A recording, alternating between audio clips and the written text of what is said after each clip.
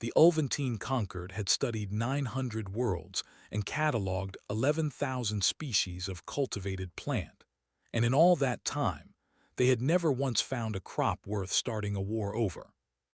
Then their survey ships found Coffea arabica growing across the volcanic highlands of a small, unremarkable planet on the outer edge of a minor spiral arm, and cultivation overseer Thren Vask ran the numbers on galactic market value, addictive compound concentration, and projected demand across the Concord's 11 core systems, and decided this was the one.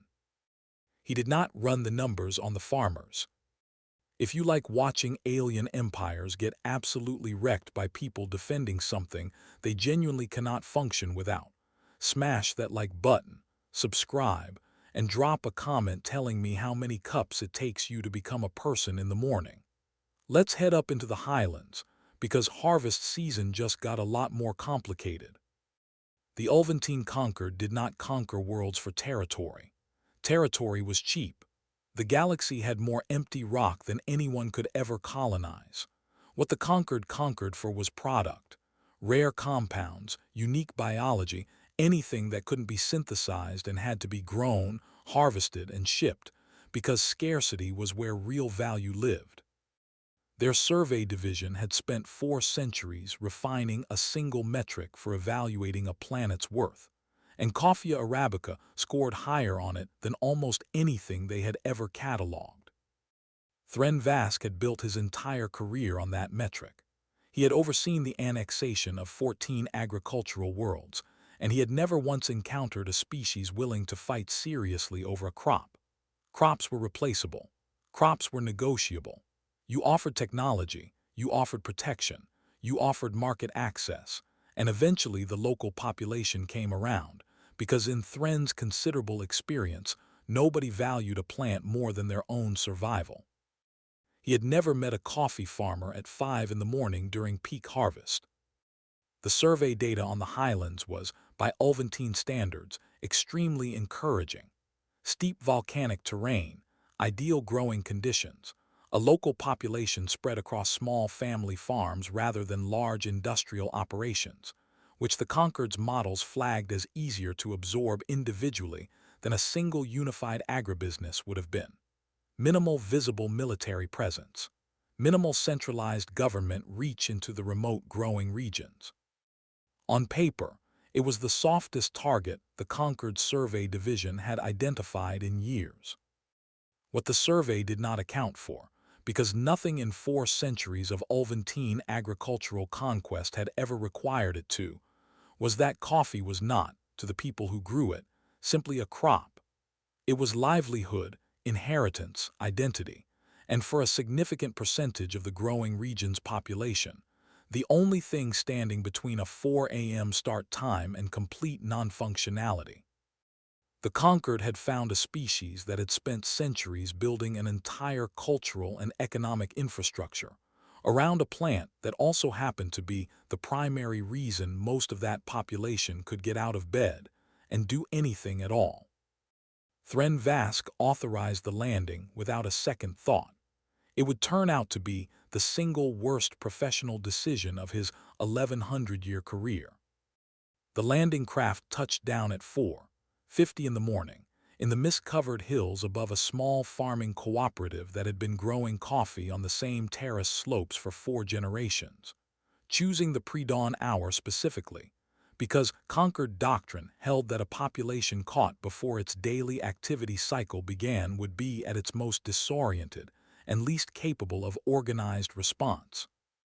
Concord doctrine had never accounted for the fact that, on a coffee farm during peak harvest, 4:50 in the morning was not early.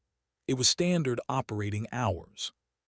Elena Castellanos, 58 years old, third-generation owner of the Castellanos family plot, and the person who had, for the last 30 years, unlocked the processing shed at exactly this hour every single day of the season, was already outside checking the overnight moisture levels on the drying patio when 6 angular shapes descended through the mist on quiet repulsor engines and set down in the middle of her cherry-red coffee rows. She looked at them for a long moment, the way a person looks at something that doesn't belong but hasn't yet been proven dangerous, and then did what 30 years of farm ownership had trained her to do when something unfamiliar showed up on her land before she'd had her coffee. She went and got her coffee first, and dealt with the rest after. Local inhabitant, came a mechanical voice from the lead craft, translator working through a language model built from 4 days of orbital signal intercepts. This land and its cultivated biomass are now under conquered jurisdiction for resource extraction purposes. Please remain calm and do not interfere with harvest operations. Alina, standing on her own porch with a mug of yesterday's reheated coffee in one hand, looked at the craft, looked at her coffee rows, and said, in a voice that had commanded field workers across 4 decades and had absolutely no intention of being intimidated by a machine at 5 in the morning, "You landed in my cherry. Do you have any idea how many months of work are in that cherry?" The translator processed this and returned, "Clarify. Are you the primary cultivator of this crop?" "I'm the primary everything of this crop. Move your ship."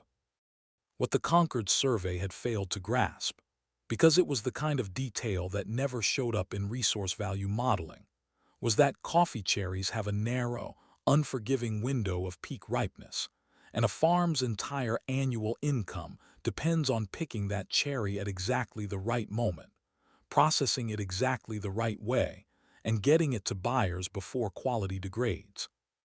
A crop this valuable, growing on terrain this difficult, tended by people whose entire yearly livelihood depended on getting it right, was not a passive resource waiting to be extracted. It was the product of an ongoing, high-stakes, time-sensitive operation that half the regional population was already deep into by the time the sun came up.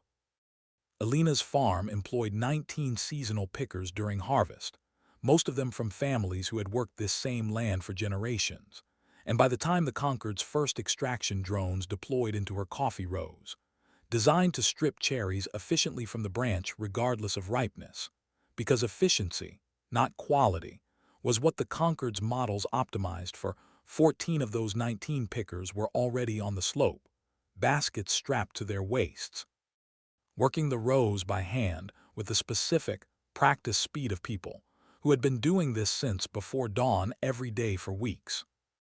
A picker named Rosa Ibarra, 26 years old, 4th season on this farm, watched a drone descend into the row 2 down from hers and begin stripping an entire branch of cherry indiscriminately, ripe, unripe, and everything in between, and felt something that had nothing to do with fear and everything to do with the specific, focused outrage of a professional watching an amateur destroy a job she took seriously. "Hey," she shouted, dropping her basket and crossing 2 rows in about 4 seconds. "You're taking the green ones. Those aren't ready, you're wasting half the crop." The drone did not respond, because it had not been programmed to respond to complaints about harvest technique, only to strip and collect. Rosa, who had picked coffee since she was old enough to carry a basket and had a professional's instinctive fury at seeing unripe cherry harvested alongside ripe, did what any picker with 30 seconds to think and a lifetime of muscle memory would do. She grabbed the nearest tool, a heavy wooden picking stick used for reaching high branches, and knocked the drone clean out of the air.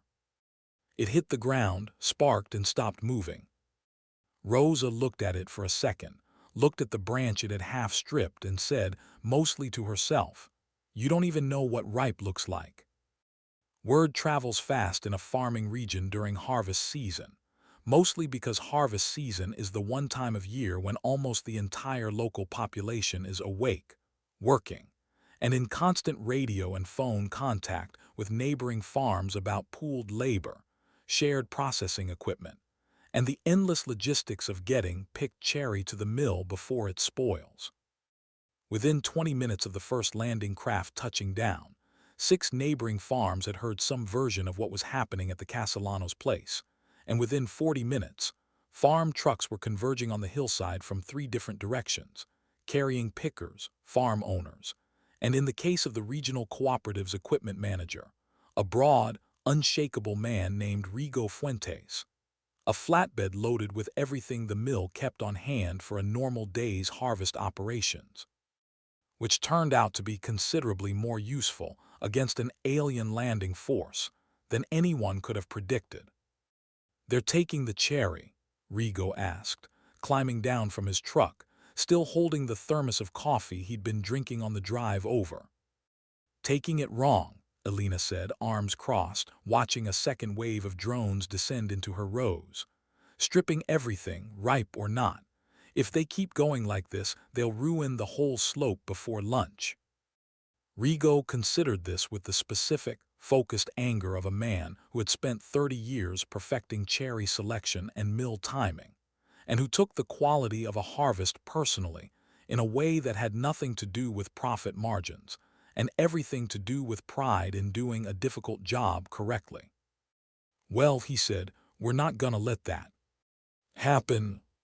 What followed was less an organized military response and more the specific, improvised chaos of an entire farming community mobilizing with exactly the equipment they had on hand, which turned out to be extensive.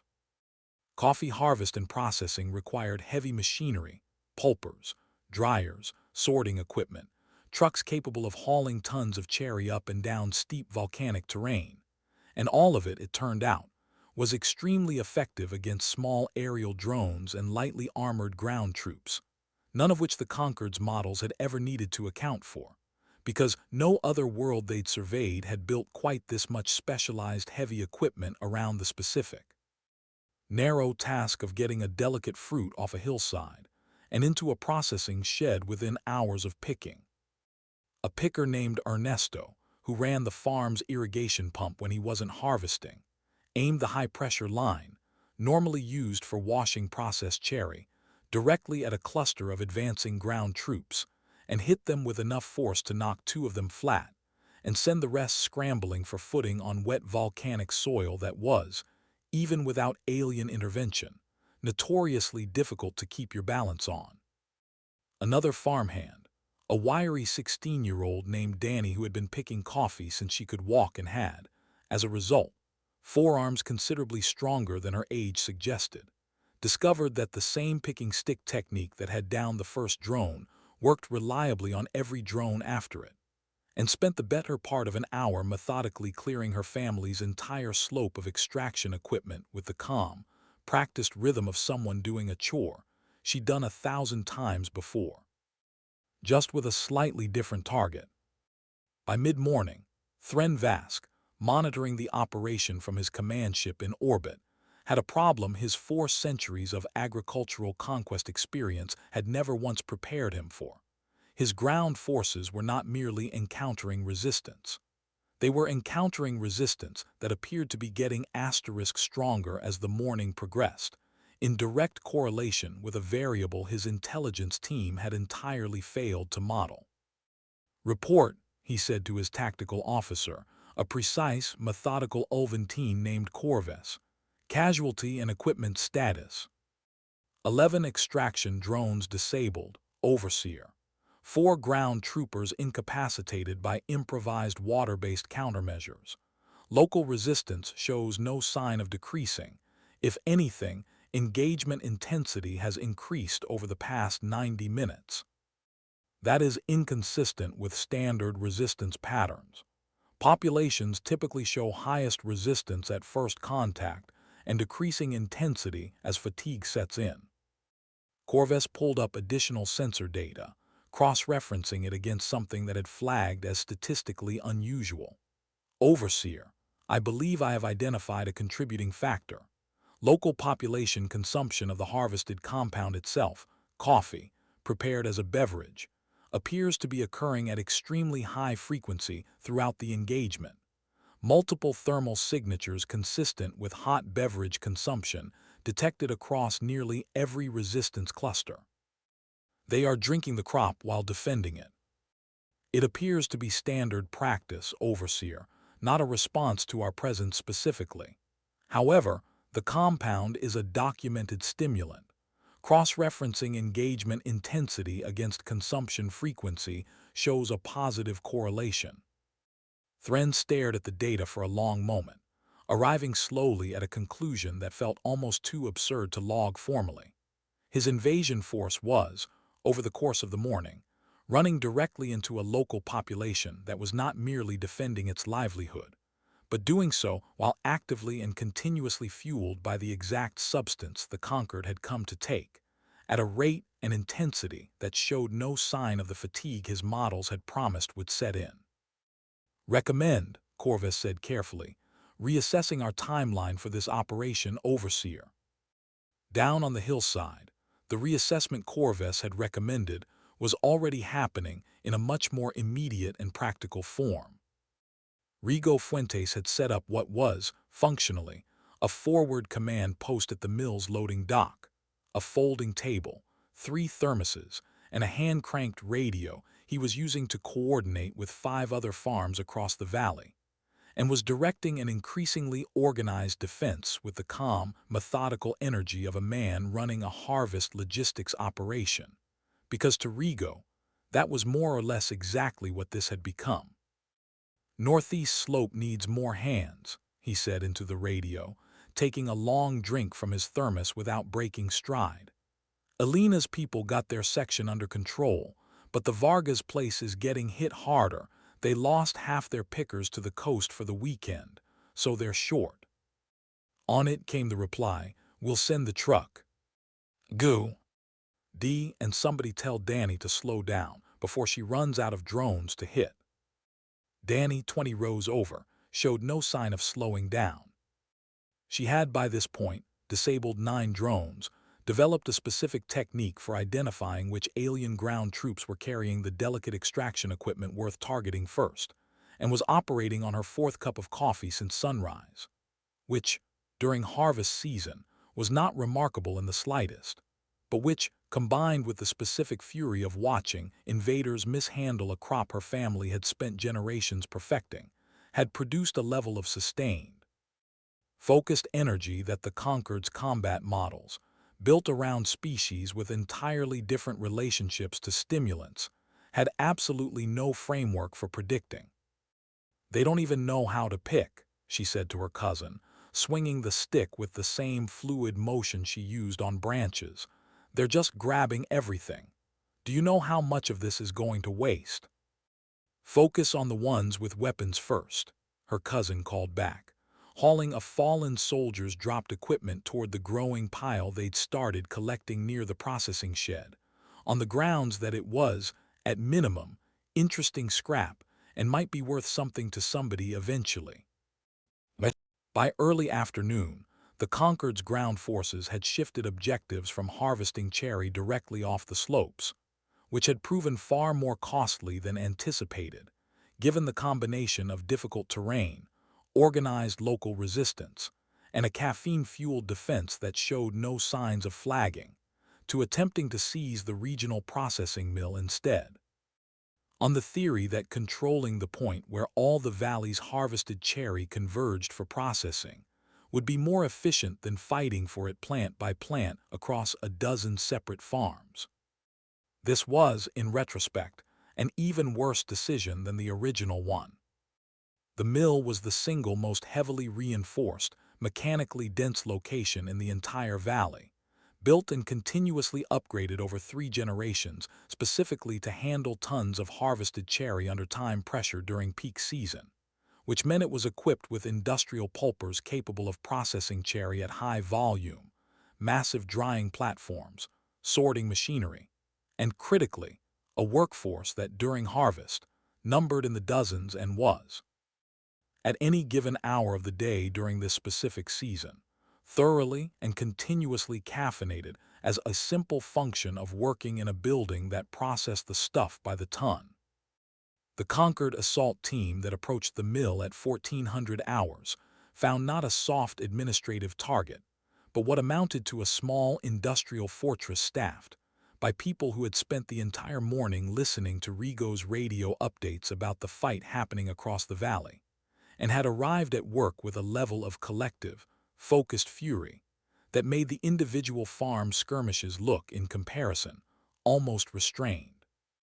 Maria Torres, the mill's longtime quality control supervisor, a woman with 31 years of experience determining, by smell and color alone, exactly when a batch of drying cherry had reached optimal moisture content, watched the assault team approach the loading dock, and turned to her staff with the specific, calm authority of someone who had run this mill through hurricanes, equipment failures, and one memorable incident involving an entire truckload of cherry arriving 3 hours late during peak heat.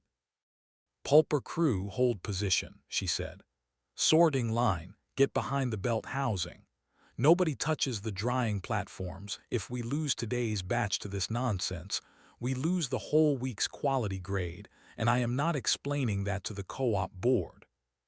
The mill's defense, when it came, was less a battle than an extremely efficient demonstration of what happens when a conquered ground team encounters heavy industrial processing equipment, operated by people who understood every dangerous edge, pinch point, and high-pressure component of that equipment intimately, because operating it safely and correctly was literally their entire job. The pulper, designed to strip pulp from thousands of pounds of cherry per hour using rotating mechanical drums, proved spectacularly effective at discouraging anyone from getting close to its intake without express permission from the crew running it. The industrial fans used for drying, redirected and angled by a quick-thinking equipment operator, sent enough force and airborne cherry husk into an advancing squad sensor, arrays to blind their targeting systems for the better part of 10 minutes. And the sorting line's conveyor system, when Maria gave the signal, ran in reverse at full speed directly into the boots of 3 soldiers attempting to force entry through the loading dock, sending all 3 sprawling backward off the platform and into a collection bin normally reserved for substandard cherry. "Substanda, RD," Maria said, looking down at them with the specific, weary satisfaction of a woman who had just, without really meaning to, made a joke that would be repeated in this valley for years. "Fitting." Thren Vask watched the mill engagement collapse in real time from his command ship, and by the time the final status report came in, 0 mill personnel casualties, 6 conquered soldiers requiring medical extraction, the assault team's entire equipment cache either disabled or, in several cases, simply confiscated by mill workers who had decided the scrap value alone was worth the trouble. He had arrived at a conclusion that 4 centuries of agricultural conquest experience had never prepared him to reach gracefully. "Corvus," he said, "compile a full incident report. I want every factor documented before we make a final determination on this operation's viability." Corvus, who had spent the last 6 hours watching Conquered Doctrine fail against an opponent his species had genuinely never encountered before, delivered the summary with the careful precision of someone who had already accepted how strange it was going to sound written down.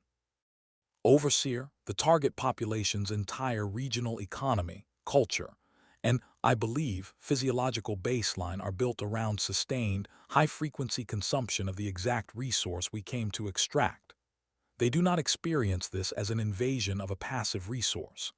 They experience it as an attack on their livelihood, their inherited land, and functionally, their own alertness and cognitive function, given the compound's role in their daily routine.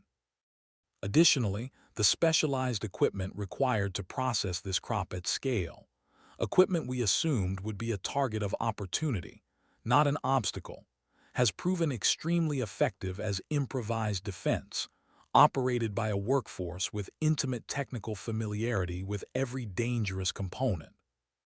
In summary, Overseer, we attempted to take something this population needs in order to function, from people who were, at the moment of contact, already awake, already working, and already consuming it. I do not believe there was a version of this operation's timing that would have gone better." Thren considered this for a long moment, watching the valley below, mist burning off the slopes now in the early afternoon sun, coffee rows stretching in neat terraced lines across hillsides that had, over the course of one morning, decisively repelled an interstellar harvesting operation using picking sticks, irrigation equipment, and industrial processing machinery, never designed with combat in mind. "Order full withdrawal," he said finally, and Corvus flagged this world's agricultural regions for permanent exclusion from future extraction surveys. "I do not believe this species' relationship to this particular crop is one the conquered can safely negotiate around." The last conquered transport lifted off the valley at 16:30 hours, climbing through clearing afternoon sky under what could generously be described as heavy small arms fire. Though the small arms in question consisted primarily of thrown fruit, one enthusiastically launched irrigation nozzle, and a chorus of farm workers who had spent the entire day defending their harvest, and had, by this point, transitioned fully from fear into something closer to collective, exhausted triumph. By evening, the valley had returned to something resembling its normal harvest season rhythm, with one significant addition. Every farm in the region now had a slightly battered pile of alien equipment sitting near its processing shed, subject of considerable debate about whether any of it was worth anything, and a story that would be told at every gathering, every harvest festival, and every new picker's first day on the job for years to come. Elena Castellanos finished the days picking 2 hours later than usual, given the interruption, but insisted on completing the row regardless, on the grounds that the cherry didn't care what kind of morning anyone had had and would spoil just the same either way. Rosa Ibarra was, by unanimous and immediate informal vote among the pickers, credited with striking the first blow of what the valley had already started calling, with the specific dry humor of people who worked exhausting physical labor for a living, the coffee war. Rigo Fuentes kept the folding table and the hand-cranked radio in his truck for the rest of the season, just in case, though nothing else came of it. And Danny, 16 years old, veteran of 9 down drones and an entire morning's caffeine-fueled defense of her family's slope, was asked by a visiting journalist several weeks later, because word of the incident had, inevitably, traveled well beyond the valley, what had gone through her mind during the fighting. She thought about it for a moment, the way a person thinks about a question they hadn't really considered putting into words before, and said, "Honest. Lie, I was just mad they were wrecking the harvest. You don't strip green cherry. Everybody knows that." Thren Vask's final incident report, filed upon return to conquered territory, was studied for years afterward by the Survey Division as a cautionary case in resource value modeling, and concluded with a line that would eventually be quoted, with some irony, across half a dozen subsequent conquered briefings on this particular world. Recommend all future agricultural assessments include a variable for population dependency on the target compound, not merely its market value. A resource this population cannot function without is not a resource. It is a reason to fight that outweighs any force we are prepared to bring against it.